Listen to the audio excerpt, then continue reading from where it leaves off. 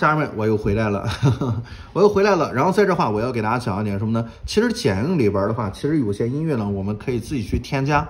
什么意思呢？来到画面的下方，点击一个叫什么呢？音频。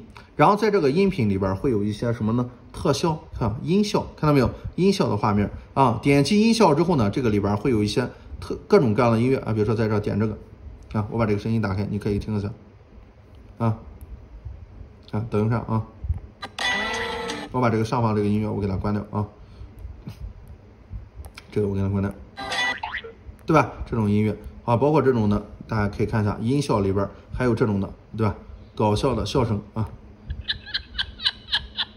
对吧？这就是大家你看到别人的作品里边就是加的那种音乐，对吧？包括后边的话还有这种，对吧？微波炉的叮，对吧？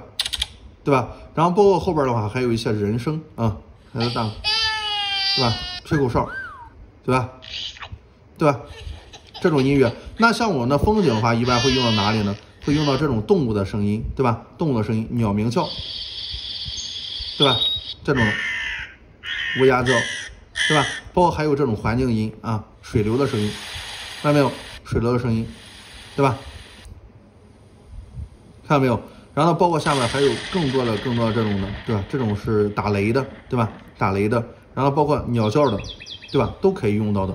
这就是我们一般的话是音效的这种，就是用到的这种音效，看到没有？一般的话，你可以比如说你的作品里边加了鸟，对吧？你加了鸟之后呢，但是你的音乐里边原本的音乐是没有的，那你怎么办呢？你可以通过这样的一个音效，可以给它加一个。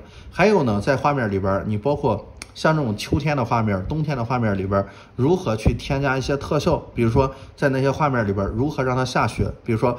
接下来的话，我给大家讲一下怎么去添加，好吧？后边的话，这个地方有个叫什么呢？特效。然后呢，这个里边的话会有个叫什么呢？画面特效。然后在这里的话，我们一般用的是哪里呢？你看它这里边的话，一般会有这种流星雨，对吧？特效嘛就是。然后呢，我们一般用的话，用到什么呢？用到画面的后方这个地方有个叫什么呢？有个这样的一个，我给大家讲一下啊。这个里边的话有个叫氛围啊，不是氛围，我看一下啊。后边哦，自然，在自然里边，然后这里边的话会有一些烟花的素材，看到没有？烟花的素材，包括下边的话这种孔明灯，看到没有？看到没有？这就是说很多作品里边加的孔明灯在哪里加的，然后包括下边这种下雨的素材，看到没有？下雨的晴天光线啊，看到没有？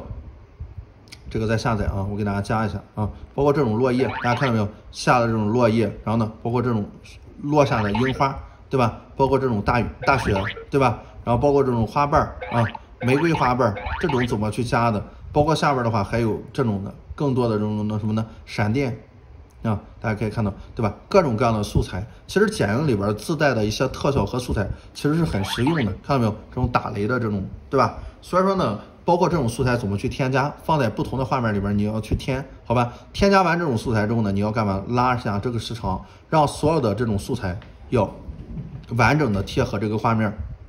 很多人是什么呢？加了一半，结果呢后边没有打雷了，对吧？又晴天了，那肯定不合适。所以说你加完素材之后呢，包括调整这个画面的颜色的时候呢，一定要先把这个时长给它拉满，拉满之后呢再去给它调节，能明白吗，家人们？好吧，这就是今天我讲的所有的剪映的一些简单的一些操作，包括后续给大家补充的一些所有的东西，好吧，都给大家补充完毕了，好吧。然后这样的话，这些剪映的所有操作我就给大家讲完了。后边的话还有一些更详细的课程，大家好好的去听，好不好？